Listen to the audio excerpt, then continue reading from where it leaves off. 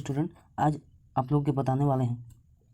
आज साइंस मतलब विज्ञान में भौतिक विज्ञान जो है ना, उसका एक पार्ट है गति। क्या पार्ट है? गति। गति का जितना सारे अभ्यास क्वेश्चन है, यहाँ पर क्या है? अभ्यास क्वेश्चन। उस अभ्यास क्वेश्चन को हम देखेंगे। चलिए देखते हैं क्या है। तो गति, यहाँ पर क्या है? गति। तो ये आप लोग का क्या है? टॉपिक है। तो इसको तो हम देखेंगे नहीं, उसका क्या देखेंगे? अभ्यास क्वेश्चन। तो अभ्यास क्वेश्चन देखिए यहाँ पर क्या क्या है। एक नंबर में क्या बोल रहा है? एक एथलीट वृत्तीय रास्ते जिसका व्यास 200 मीटर है का एक चक्कर 40 सेकंड में लगाता है। मतलब इस तरह क्वेश्चन है। तो इसका सॉल्यूशन देखेंगे। तो चलिए देखते हैं। तो सॉल्यूशन क्या है? एक नंबर क्वेश्चन फिर से पढ़ देते हैं। तो एक नंबर क्वेश्चन बोल रहा है कि एक एथलीट वृत्तीय पथ जिसका व्यास 200 मीटर है का एक चक्कर 40 सेकंड में लगाती है। मतलब एक वृत्त, एक क्या है? वृत्त है। एक वृत्त को 40 सेकंड में, उसका व्यास मतलब क्या है? व्यास क्या है? 200 मीटर। क्या है? 200 मीटर। उसको एक चक्कर लगाने में कितना टाइम ले रहा है? 40 सेकंड। तो 2 मिनट 20 सेकंड के बाद वह कितनी दूरी तय करेगा और उसकी विस्थापन क्या होगा? मतलब 2 मिनट 20 सेकंड के बाद कितनी दूरी तय करेगा और वह कहाँ पर रहेगी? तो देखो यहाँ पर एक नंबर क्वेश्चन क्या बोल रहा है कि दूरी। तो कितना दूरी तय करेगा? तो वृत्तीय पथ का व्यास, तो ये व्यास है। तो व्यास को हम लोग क्या बोलेंगे? डी। और डी इक्वल टू कितना है? 200 मीटर। क्या है? 200 मीटर। तो एक चक्कर में तय की गई दूरी, एक चक्कर में तय की गई दूरी, तो ये दूरी है एक चक्कर लगाने में। तो एक चक्कर लगाने में कितना दूरी तय करेगा? मतलब एक वृत्त का परिधि है, तो एक वृत्त का परिधि तय करेगा। तो वृत्त की परिधि क्या है? 2πr होता है। 2πr। तो पाई को साइड में कर देते हैं, 2r। 2r इक्वल टू क्या होता है? देखिए 2r इक्वल टू डायमीटर। मतलब यहाँ से 1r और इधर 1r, मतलब 2r। और 2r को क्या बोलेंगे? डी। तो डायमीटर हो जाएगा। देखिए यहाँ पर तो पाई डी। तो पाई डी, तो डी का मान क्या है? 200। तो पाई का मान क्या क्या बैठेंगे? 22/7, मतलब 22/7 इंटू 200। तो इसको लिखेंगे तो ऐसा आएगा। ठीक है। तो देखो यहाँ पर क्या है? 2 मिनट 20 सेकंड इक्वल टू कितना सेकंड होगा? 140 सेकंड। आगे देखते हैं। तो यहाँ पर बोल रहे हैं कि 40 सेकंड में एथलीट वृत्तीय पथ का एक चक्कर लगाता है। वृत्तीय पथ का एक चक्कर लगाता है। तो एक सेकंड में एथलीट वृत्तीय पथ, एक सेकंड में एथलीट वृत्तीय पथ का 1/40, क्योंकि ये क्या होगा? बटा में आ जाएगा ना। तो 1/40 चक्कर लगाएगा। तो 140 सेकंड में एथलीट वृत्तीय पथ का कितना लगाएगा? 1/40 इंटू क्या होगा? 140। तो ये 0 से 0 कट गया, यहाँ 7 आएगा, यहाँ 2, और 2 से 7 क्या होगा? 3.5 3.5 आ गया। तो यहाँ पर आता 3.5 चक्कर में तय की गई दूरी। तो कितना चक्कर लगाया? 3.5 चक्कर लगाया। तो 3.5 चक्कर में कितना दूरी तय करेगा? तो 3.5 चक्कर में देखो यहाँ पर, तो एक चक्कर में कितना दूरी? 44/7 इंटू 3.5 होगा। एक चक्कर में 44/7 और कितना चक्कर? 3.5। तो 7 को काटेंगे इसको, तो इससे कितना बचेगा? 0.5। 0.5 आ गया। यहाँ पर 0.5 देखो यहाँ पर लिखे हैं। तो इसको फिर से इसके साथ गुना करेंगे तो कितना आएगा? शायद ये नहीं आएगा। देखो यहाँ पर गुना करके दिखा देते हैं। 44 और 0.5 को लिख सकते हैं 1/2। तो 1/2 इसको काटेंगे तो क्या आएगा? 22। तो यहाँ पर 2 होगा, तो क्या होगा? 22 मीटर। ठीक है। नेक्स्ट देखते हैं। बी बोल रहा था, क्या बोल रहा था यहाँ पर? देखिए उसका विस्थापन निकालने के लिए बोल रहा हूँ, उसका विस्थापन। तो विस्थापन देखो यहाँ पर क्या होगा? तो माना कि एथलीट बिंदु पी से दौड़ता है। मान लिया कि पी से वह स्टार्ट किया और इस तरह से घूम के आया, लेकिन वो कहाँ तक गया? केवल मतलब यहाँ से एक चक्कर लगाया, फिर यहाँ से और एक चक्कर, फिर यहाँ से और एक चक्कर, 3 चक्कर हो गया। तो 3 चक्कर होने के बाद क्या हुआ? फिर और आधा चक्कर लगाया, तो कहाँ तक जाएगा? क्यू तक। तो पी से दौड़ना प्रारंभ करता है स्पष्ट 3.5 चक्कर के बाद उसका स्थिति क्यू होगी। विस्थापन इक्वल टू क्या होगा? मतलब कहाँ पर पहुँचेगा? क्यू तक। और तब उसका विस्थापन क्या होगा? तो विस्थापन क्या है? दो बिंदुओं के मतलब प्रारंभिक बिंदु और अंतिम बिंदु, प्रारंभिक बिंदु और अंतिम बिंदु के निम्नतम दूरी को क्या बोलेंगे? विस्थापन। तो विस्थापन निकालेंगे तो क्या होगा, ये इसका विस्थापन होगा, तो ये इसका विस्थापन होगा, तो कितना विस्थापन होगा 200 मीटर। तो इस तरह हम लोग क्या निकालेंगे, उसका विस्थापन हो गया।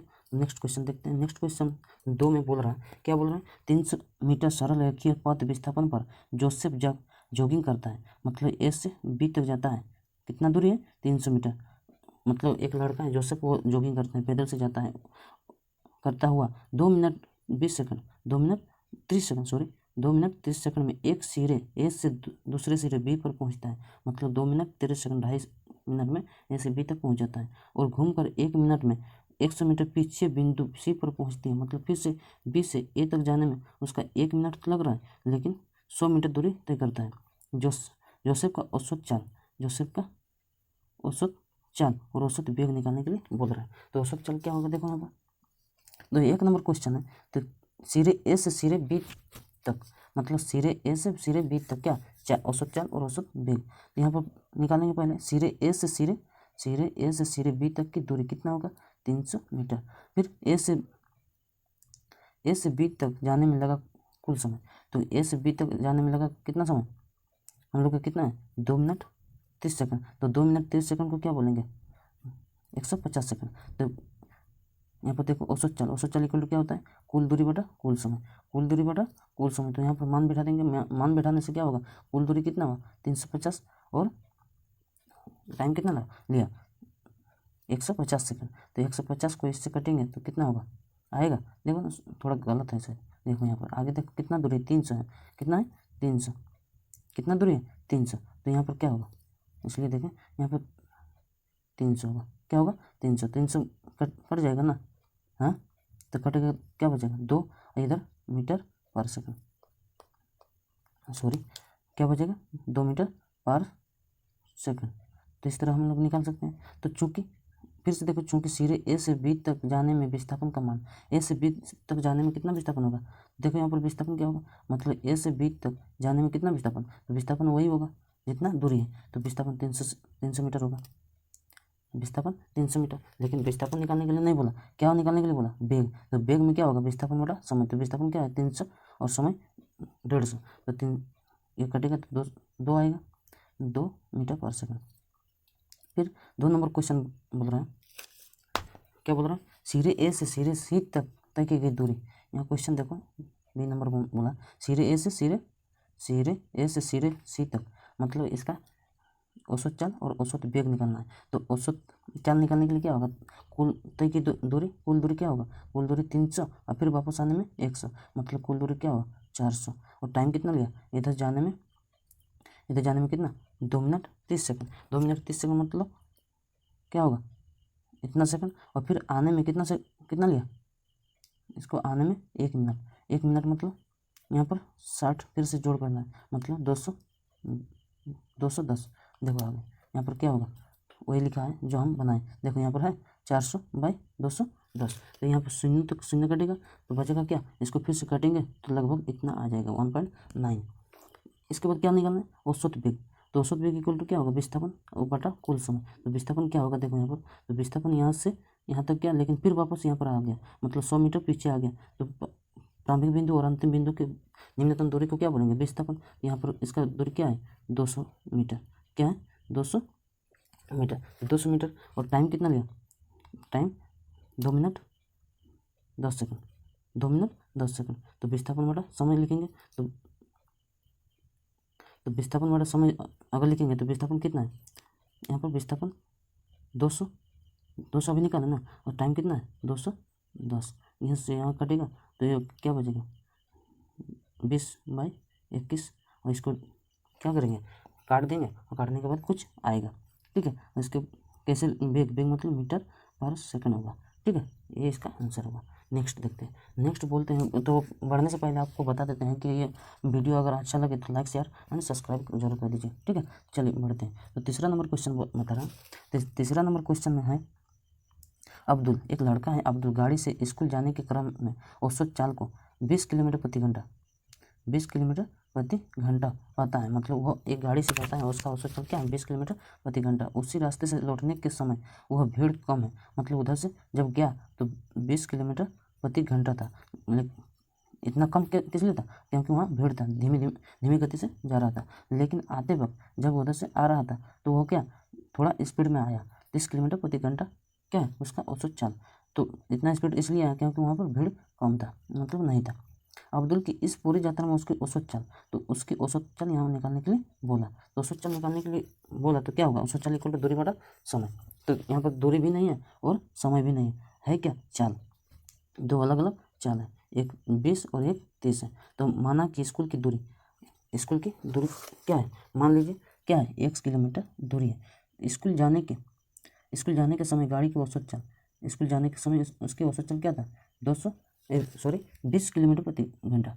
तो औसत चाल क्या होगा, दूरी बटा समय। तो दूरी क्या होगा x, और मान लीजिए क्या है उसका लिया गया समय t1, तो उसका फिर औसत चाल क्या होगा यहाँ पर बैठा देते हैं। तो 20 इक्वल टू x बटा t1, x बटा t1 होगा। तो t1 निकालो, तो t1 equal to x by 20 hour, ठीक है, क्योंकि घंटा में है। तो यहाँ पर फिर से देखो क्या है, इसी प्रकार वापस लौटने में लगा समय कितना होगा t2। तो t2 इक्वल टू टोटल दूरी क्या है, आने में भी x और स्पीड क्या है उसका, मतलब उसका चाल 30 किलोमीटर प्रति घंटा है। तो x बटा क्या होगा 30 घंटा, ठीक है।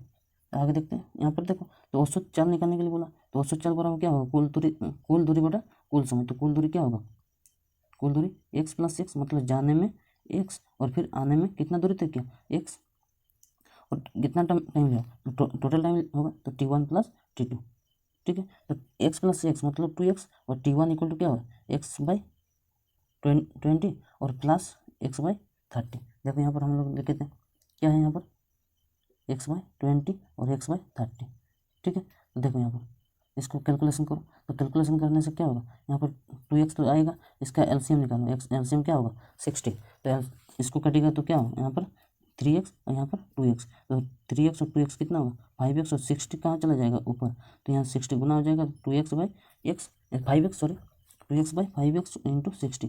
तो x और x कट जाएगा, x और x कट जाएगा, तो 5 तो कटेगा 60 से, तो 12 5 जा 60, तो 12 दूनी क्या होगा 24 किलोमीटर प्रति घंटा।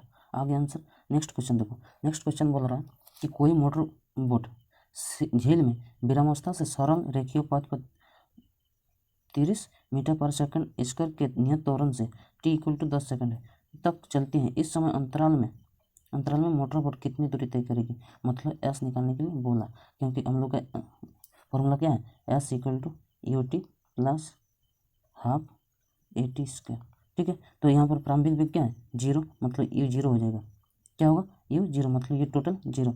यहाँ से हम लोग का आंसर आएगा हाफ at स्क्वायर। तो देखो यहाँ पर क्या होगा, तो प्रारंभिक वेग u इक्वल टू क्या होगा 0, और हम लोग का त्वरण क्या है 3 मीटर पर सेकंड स्क्वायर, और टाइम क्या है टाइम इक्वल टू 8 सेकंड। तो एस इक्वल टू क्या होगा ut plus half at square, यही हम लोग का फॉर्मूला है। तो यू का मतलब क्या होता है 0, यहाँ पर पूरा 0 हो जाएगा, तो हाफ ए का मतलब 3, और फिर टी का मतलब क्या है 8, तो 8 का स्क्वायर होगा, ठीक है। इससे हम लोग का आंसर आएगा, देखो यहाँ पर करो यहाँ पर, तो हाफ यहाँ पर 3 आएगा, तो 3 हो गया, 8 का स्क्वायर मतलब 64, तो यहाँ पर 2 से कटो तो 32 आएगा, और 32 इससे गुना करो तो कितना आएगा 96 मीटर। तो मोटर बोट की तय की दूरी कितना होगा 96 मीटर, ठीक है। नेक्स्ट क्वेश्चन बोल रहा है किसी गाड़ी का चालक 52 किलोमीटर प्रति घंटा की गति से चल रही कार में ब्रेक लगाता है तथा कार की विपरीत दिशा में एक समान दर से त्वरित होता है। और एक गाड़ी इतना किलोमीटर गति से जा रहा है और वह ब्रेक लगाता है, और ब्रेक लगाने के बाद क्या होता है कार 5 सेकंड में रुक जाती है, मतलब 5 सेकंड में रुक जाती है। दूसरा चालक 30 किलोमीटर प्रति घंटा की गति से चल रही दूसरी कार पर धीमे धीमे ब्रेक लगाता है, मतलब वो धीरे धीरे ब्रेक लगाता है तथा 10 सेकंड में रुक जाता है। एक ही ग्राफ पेपर पर दोनों कारों के लिए चाल समय ग्राफ आलोकित करें। वक्र लगाने के पश्चात दोनों में से कौन सा कार अधिक दूरी तय करेगा। तो पहले हम लोग को क्या निकालना है त्वरण, सबका त्वरण निकालेंगे, उसके बाद क्या होगा देखो, तो उससे पहले हम लोग का एक ग्राफ बनाना है। तो ग्राफ कैसे होगा, तो यहाँ ऐसे होगा, देखो यहाँ पर क्या है, यहाँ पर एक ग्राफ है, ग्राफ में देखो यहाँ पर ए और बी है, यहाँ पर ए और बी है। जब वो 5 सेकंड जाती है 5 सेकंड लेती है तो वहाँ पर कितना दूरी तय करेगा 14.4, और फिर जब यह 10 सेकंड लेती है तो कितना दूरी तय किया 8.33। इसका सोल्यूशन आगे है। देखो यहाँ पर ग्राफ थोड़ा समझ में नहीं आएगा जब तक इसका सोल्यूशन नहीं करेंगे, ठीक है। तो चलो सोल्यूशन करते हैं। तो इस प्रकार और तो प्रथम कारक की स्थिति क्या होगा, प्रारंभिक चलो उसका दिया है तो कितना 52 किलोमीटर प्रति घंटा, तो किलोमीटर प्रति घंटा को सेकंड में तोड़ना है तो 100/60 × 60। तो यहाँ पर काटेंगे तो क्या बचेगा 14.4 मीटर पर सेकंड। इसलिए 5 सेकंड में कितना दूरी तय किया 14.4 मीटर पर सेकंड, ठीक है। इसलिए इसका ग्राफ कैसे है, इस तरह से 5 सेकंड में 14.4 मीटर पर सेकंड। ये चल आगे देखो यहाँ पर क्या है, और अंतिम वेग क्या है 0, और टाइम कितना लिया 5 सेकंड। द्वितीय कारक की स्थिति में द्वितीय कारक क्या होगा, यहाँ पर यू प्रारंभिक का चाल क्या है उसका 30 किलोमीटर प्रति घंटा, और किलोमीटर प्रति घंटा को मीटर पर सेकंड में तोड़ेंगे तो क्या होगा 100/60 × 60 से गुना करेंगे तो क्या आएगा 25/3 मीटर पर सेकंड। फिर उसको तोड़ेंगे तो क्या होगा 8.33 मीटर पर सेकंड, और अंतिम वेग उसका इसका क्या है 0, और टाइम कितना गया 10 सेकंड, ठीक है। तो यहाँ पर क्या होगा, देखो 1 नंबर स्थिति में पहली कारक द्वारा तय की गई दूरी, तो तय की गई दूरी क्या होगा, तो रेखा ए बी के नीचे घिरे क्षेत्रफल त्रिभुज ए ओ बी का क्षेत्रफल निकालना है। तो ए ओ बी का क्षेत्रफल इक्वल टू हाफ इंटू आधार इंटू ऊंचाई। तो आधार और ऊंचाई निकालना है, तो आधार क्या होगा यहाँ पर ओ बी और ओ ए होगा। देखो यहाँ पर ओ बी और ओ ए कहाँ पर है, ओ बी और ओ ए है ना। तो ओ बी का मान निकालना है और ओ ए का मान निकालना है। तो क्यों यहाँ क्या है 5, यहाँ पर 14.4। तो देखो यहाँ पर क्या होगा, यहाँ पर आधार क्या है सॉरी, तो हाफ इंटू क्या है 5 × 14.4। तो इसको कैलकुलेशन करेंगे तो क्या आएगा 36 मीटर। दूसरी स्थिति में उसी प्रकार निकालेंगे, तो उसी प्रकार इस तरह से निकाल दीजिएगा, ठीक है। नेक्स्ट क्वेश्चन देखते हैं। नेक्स्ट क्वेश्चन बोल रहा है किसी चित्र में 3 वस्तुएं ए बी सी के दूरी समय ग्राफ प्रदर्शित करता है। ग्राफ का अध्ययन करके निम्न प्रश्न का उत्तर दीजिए। तो इसका अध्ययन करो, उसके बाद निम्न प्रश्नों का उत्तर दो। तो 1 नंबर क्वेश्चन बोल रहा है तीनों में से कौन सबसे तीव्र गति से गतिमान है, कौन सबसे गतिमान होगा। तो यहाँ पर देखने से पता चल रहा है मतलब जो कम टाइम लेगा और ज़्यादा दूरी तय करेगा। तो कौन, ये तो यहाँ पर समय है और यहाँ पर दूरी, तो जहाँ जो इधर कम जाएगा लेकिन इधर ज़्यादा जाएगा उसी को निकालने के लिए बोल रहा हूँ। तो देखो यहाँ बी मतलब ए और बी लगभग क्या है समान है, लेकिन कम टाइम किसने लिया बी ने लिया। किसने लिया बी ने लिया, लेकिन ए ज़्यादा टाइम ले लिया। दूरी तो क्या उतना ही, कितना लगभग 12। देखो यहाँ पर तो आंसर क्या होगा बी सबसे तीव्र गति से गतिमान है। बी सबसे तीव्र गति से गतिमान है क्योंकि इसकी ढाल ए तथा सी की अपेक्षा अधिक है, उसकी ढाल अधिक है।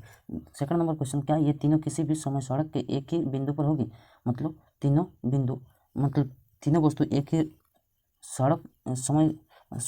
क्या ये तीनों किसी भी समय सड़क के एक ही बिंदु पर होगी। मतलब सड़क के एक ही बिंदु पर तीनों वस्तु होगी ऐसा लगता है। तो क्या देखो ना यहाँ पर कोई है, यहाँ पर जा रहा है, यहाँ पर मिल रहा है, लेकिन 2 मिल रहा है। यहाँ भी जा रहा है, यहाँ भी आ रहा है, यहाँ पर 2 मिल रहा है, यहाँ पर जा रहा है, यहाँ भी जा रहा है, लेकिन यहाँ 2 मतलब तीनों किसी एक जगह पर नहीं मिल रहा है। तो यहाँ पर क्या नहीं, क्योंकि तीनों रेखा किसी एक बिंदु पर प्रतिच्छेद नहीं करती है।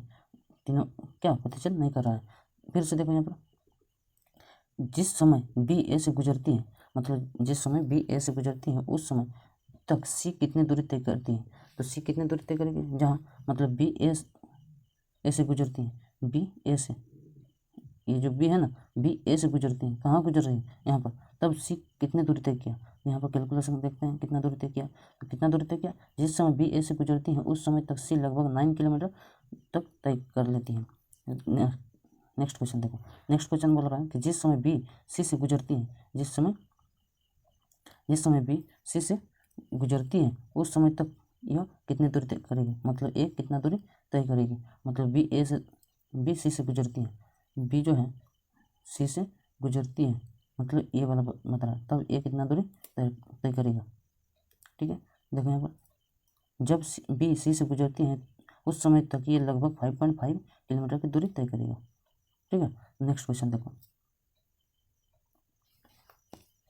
नेक्स्ट क्वेश्चन बोल रहा है, क्या बोल रहा है 20 मीटर ऊंचाई से एक गेंद को गिराया जाता है यदि उसका वेग 10 मीटर पर सेकंड स्क्वायर कि एक समान त्वरण से बढ़ता है तो यह किस वेग से धरातल से टकराएगी, मतलब किस वेग से धरातल पर टकराएगी, अंतिम वेग निकालने के लिए बोल रहा है। कितने समय पश्चात वो धरातल से टकराएगा, मतलब टाइम भी पूछ रहा है। तो प्रारंभिक वेग क्या है 0, दूरी क्या है, दूरी 20 मीटर, ठीक है। मतलब एस दिया है, ए दिया है और टाइम भी नहीं है। प्रारंभिक वेग दिया है u इक्वल टू 0। तो देखो यहाँ पर फॉर्मूला बेटा दो, यहाँ पर क्या होगा, प्रारंभिक वेग इक्वल टू 0 क्योंकि विराम अवस्था से शुरू हो रहा है। और फिर त्वरण यहाँ पर क्या होगा, ए इक्वल टू 10 मीटर पर सेकंड स्क्वायर।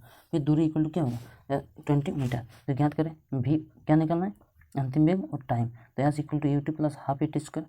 तो यहाँ पर यू क्या है 0, अगर 0 है तो यहाँ पर एस 20 है तो हाफ ए का क्या है 10 और टी स्क्वायर। इसको कैलकुलेशन करने से क्या होगा, देखो यहाँ पर इधर 20 होगा, इधर क्या था half into 10 into T square. यहाँ पर 5 आएगा, यहाँ 5 क्या होगा 4 कट जाएगा, तो आंसर का क्या आएगा, देखो यहाँ पर टी स्क्वायर इक्वल टू 4। तो टी को इधर लाएंगे तो क्या होगा टी का स्क्वायर। तो टी का स्क्वायर मतलब 2 का स्क्वायर होगा, तो 2 का स्क्वायर इधर 2 का स्क्वायर कटेगा तो बचा क्या टी इक्वल टू 2 सेकंड। तो टी को निकालना है, इसके बाद क्या निकालना है भी मतलब अंतिम वेग। तो अंतिम वेग निकालने के लिए क्या करना पड़ेगा, तो भी equal to U T plus half A T एक फॉर्मूला होता है, ठीक है।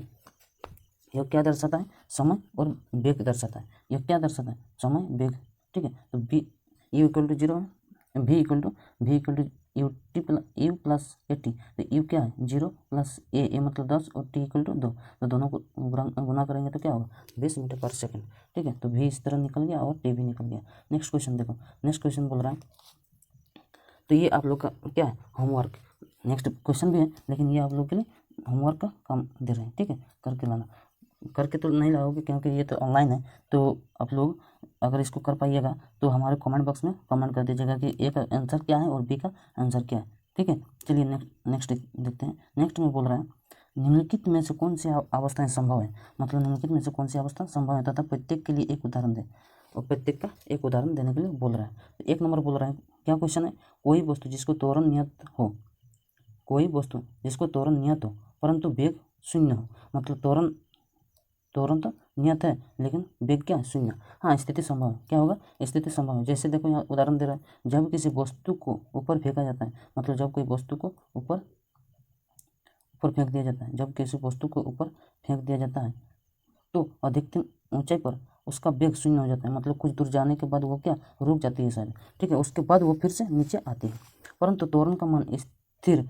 9.8 मीटर पर सेकंड या 10 मीटर पर सेकंड स्क्वायर ही रहती है, मतलब उसका त्वरण क्या होगा नियत रहती है, उसका त्वरण नियत रहती है लेकिन उसका वेग शून्य हो जाती है। इसके आगे जाती है कभी, मतलब किसी ऐसे बिंदु, कहीं पर एक ऐसा बिंदु आएगा जहाँ पर गेंद क्या होगा वहाँ पर रुक जाएगा।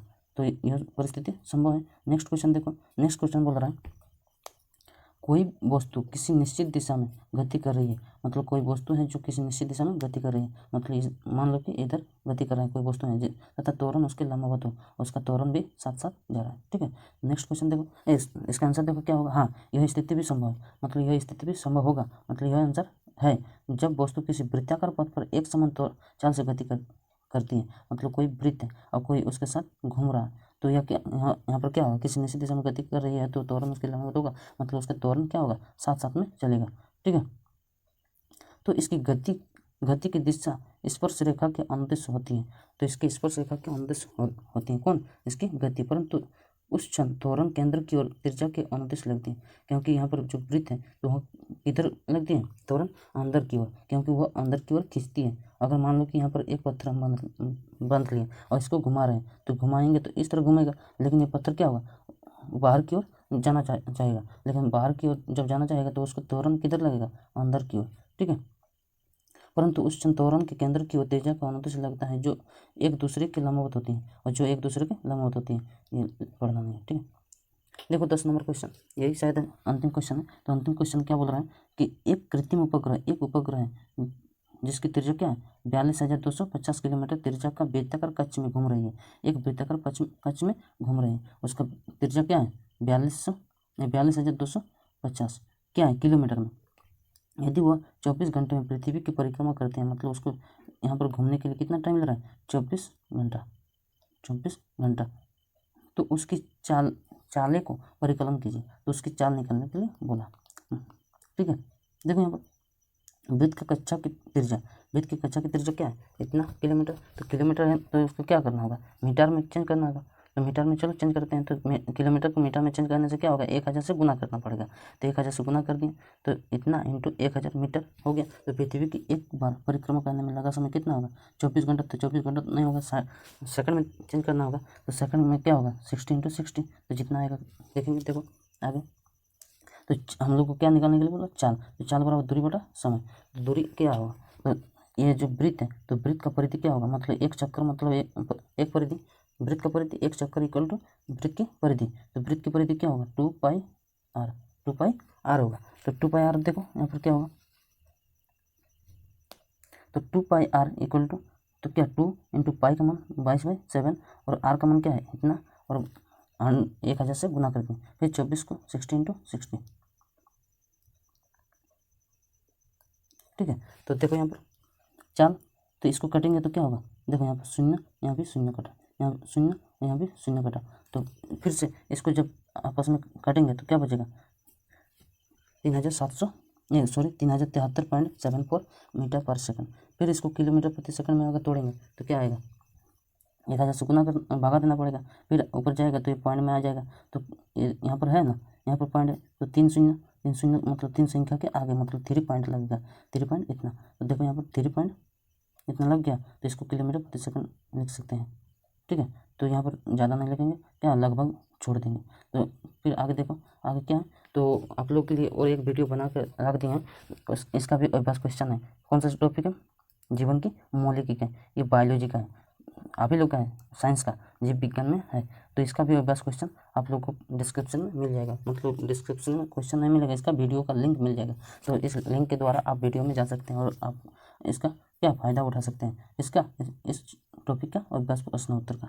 नेक्स्ट देखते हैं क्या, फिर और एक टॉपिक है आप लोग का, मतलब 9th क्लास का जितना टॉपिक है उसका वीडियो हम इस डिस्क्रिप्शन में दे दिए हैं। देखो यहाँ पर जीवन की क्या उत्तक है, जीव विज्ञान का एक टॉपिक है उत्तक, उसका भी बस प्रश्न उत्तर दिया हुआ है, तो जाके देखिए। तो जाने से वीडियो को ख़त्म करने से पहले आप लोग को बता देते हैं कि आप लोग अगर पहली बार आए हैं तो लाइक क्या कीजिएगा, आप सब्सक्राइब जरूर कर दीजिए। ठीक है, क्या कीजिएगा, लाइक शेयर जरूर कर दीजिएगा और सब्सक्राइब करना मत भूलिएगा, और हमारे एक शेयर जरूर कर दीजिएगा अपने फ्रेंड को। ठीक है, चलिए, थैंक यू।